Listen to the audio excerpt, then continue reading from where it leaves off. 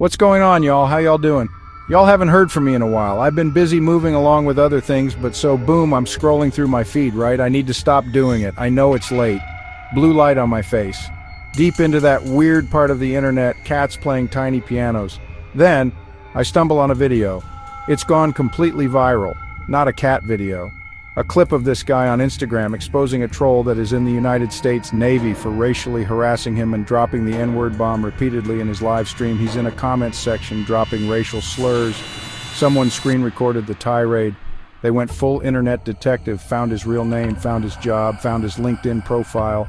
The anonymous troll isn't anonymous anymore. His digital mask is ripped off, and now the idiot is possibly getting kicked out of the Navy because the guy sent it to his shipmates' chain of command, and I want to say naval investigator, but I could be wrong. I think it's their version of CID. The montage is brutal.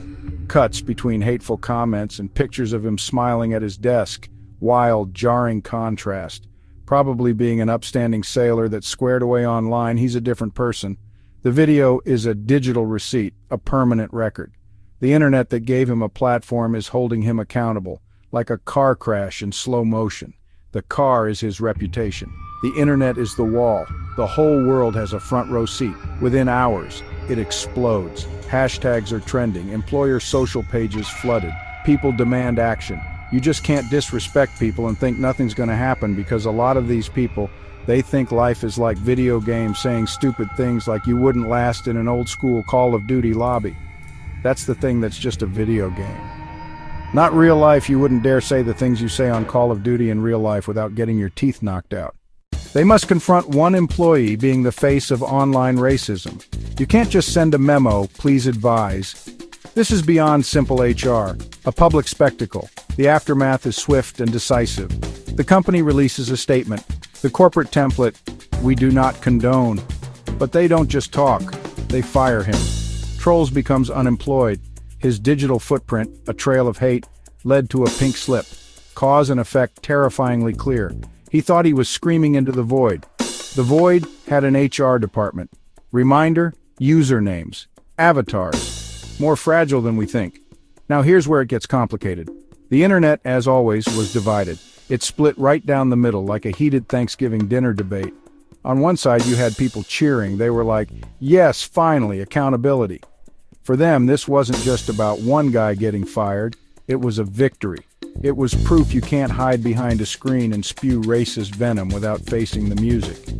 They pointed out companies posting black squares on Instagram and talking about diversity. They said those companies better act when employees contradict those values. For this group, it was simple justice. His actions had consequences, losing his job, full stop. But then there was the other side, and they were loud. They screamed about cancel culture and mob justice. Okay, what he said was bad, but should it ruin his entire life? But there are a lot of these people feel like actions don't have consequences. Freedom of speech doesn't mean freedom of consequences. They painted a picture of a digital witch hunt where an angry online mob could get anyone fired for a single mistake. But that's not a mistake. He had to type that stuff out, and he didn't a chance to think about what he was doing. Who gets to be the judge, jury, executioner? A bunch of anonymous accounts on Twitter. They said the punishment, public shaming and unemployment, was disproportionate. It was a slippery slope that could lead to losing a livelihood over an off-color joke, but that's it, it's not a joke. To racially harass somebody or a poorly worded comment. This debate highlights a fundamental tension in our digital age. We're all trying to figure out the rules of engagement in this new public square. But basically my thing is, don't say and do things you wouldn't do in real life online, or at least without having that put the guts to back it up. What is the appropriate response to online hate? Is public exposure a necessary tool for accountability, or is it a dangerous weapon in the hands of an unforgiving mob? Supporters say racism isn't just an opinion, it's harmful behavior creating hostile environments online and off. If your actions make groups feel unsafe or devalued, you forfeit professional courtesy. It's about protecting the community. Defenders focused on the process. Internet sleuths doling out real-world punishment felt like a breakdown of order. They see it as a bypass of traditional systems of justice. They want a path to redemption, a chance to learn and grow without permanent exile. Their core fear, in the rush to punish, We might build a system that's unfair and merciless, leaving no room for human error or change. The line between justice and vengeance becomes incredibly blurry. So why do people like this troll act this way in the first place? What turns a seemingly normal person into a raging troll online? It really comes down to one big thing: the screen. That glowing rectangle you're staring at right now creates a powerful psychological buffer. It's called the online disinhibition effect. When you're not face-to-face with someone, you're more likely to say or do things you normally wouldn't. The immediate human consequences are gone. You don't see the other person's face flinch. You don't hear the hurt in their voice. You just see pixels on a screen. It's way easier to be a jerk to an avatar than to a real, breathing human being standing 6 inches from your face. Think about it. In the real world, unwritten rules govern interactions. There are immediate feedback loops. If you walk up to a stranger in a coffee shop and insult them, you'll get a reaction. They might yell back. Their friend might step in, or you might get a latte thrown in your face or a fist to your face. Those consequences keep most of us in check. But online, that system breaks down. Feedback is delayed and filtered.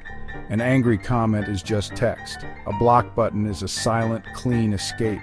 Anonymity, or even the feeling of it, makes people feel invincible. That feeling is a potent drug. It lets people detach their online persona from real life. They create a character, a keyboard warrior, who is tougher, meaner, and more confrontational than they'd be in reality. That persona doesn't worry about social rejection or physical confrontation. It can say the vilest things with no immediate blowback. The person behind the screen feels safe, insulated by distance and anonymity. They can log off and go back to their life, leaving a trail of digital chaos behind, feeling disconnected from the harm they caused. It's the ultimate hit and run. This disconnect dehumanizes both target and aggressor.